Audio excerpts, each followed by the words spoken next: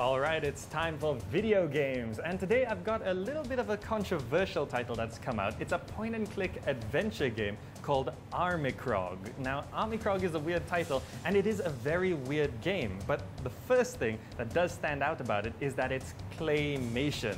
And if you're not sure what claymation is, it's what Tim Burton does with like Nightmare Before Christmas and that really sort of old-style animation before CGI and 3D really took off. Now, Armikrog, what is it all about? Well, you play two characters. One is Tommy Knott and his sidekick Beak, which is sort of like a dog-like character.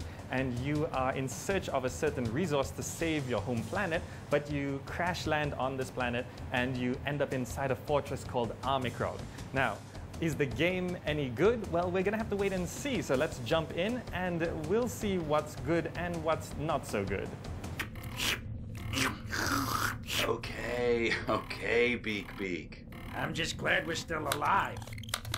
Yeah, me too. Now, let's get a look at the hull. All right, let's start with the good points. So first of all, Armikrog looks phenomenal. It looks fantastic. Everything is claymation. It's all made of plasticine and clay and stuff like that. The character animations look great. The interactivity looks great. And just even the walking cycles of the characters moving left and right across the screen, it looks amazing. And the voice acting is also really top notch. It's got this sort of pop, cool, rocky sort of aesthetic to it, which is kind of weird because it's set in sort of space, but it's also in this really weird world. So the music and everything, it sounds really cool and really interesting, and the whole concept behind Armikrog is phenomenal. Now, when it comes to gameplay, that's gonna be a hit and a miss, and some people like it and some people hate it. And this is something that you're gonna have to see if it's worth your time and money. So, it's a point-and-click adventure. So essentially you are walking around this fortress from room to room, finding objects, talking to certain characters, discovering clues, and solving puzzles. And for the most part, the puzzles are okay, but a few problems come in. So for example, the length of the game is, for a lot of people, considered rather short. You can finish the game in, well, a relatively short amount of time, and this is sort of because the budget of doing a claymation game over a CGI game or something else, like a pixel art game, claymation is just really expensive, so they couldn't make the game as long as maybe some people wanted it to be.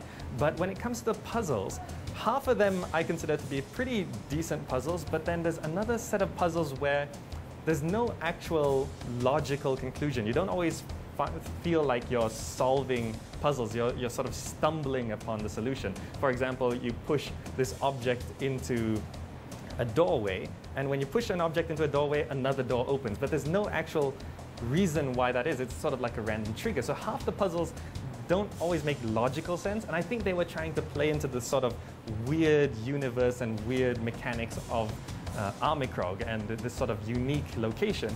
But sometimes logic is sacrificed for uniqueness. Now, whether that is a downside for you or whether you find it more interesting, that's very personal and you should make your own decision.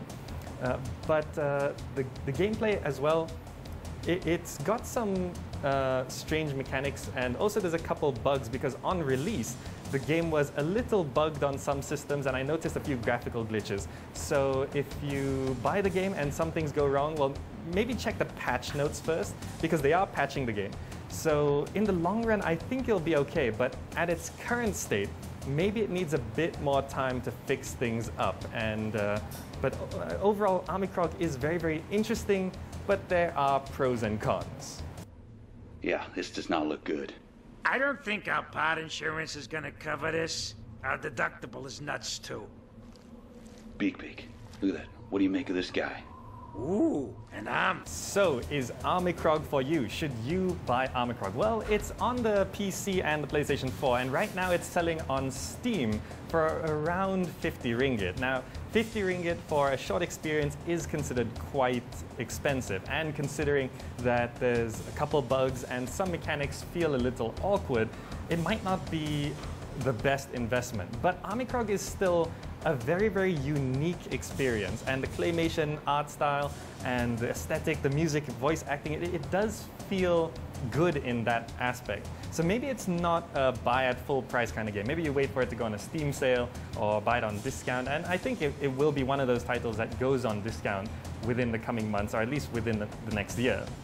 So maybe wait a while, but either way, this is a very, very interesting experiment, and we don't see claymation games very often. So I do really appreciate the attempt to make a claymation game, and it does really bring back that feeling of watching Tim Burton films. So it is really, really cool.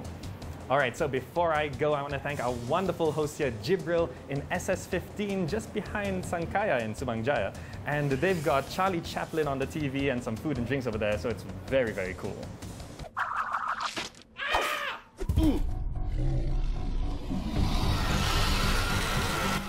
Give me a hand, give me a hand!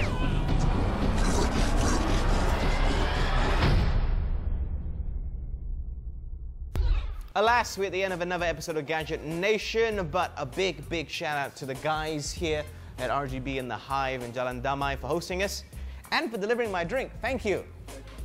Appreciate it. So let me get myself ready because we got more in store, same time, same place next week, right here on Astro One. In the meantime, you can find everything on the website concerning you've seen on the show and what you could be seeing on the show. My name's Adam Carruthers. Till next time.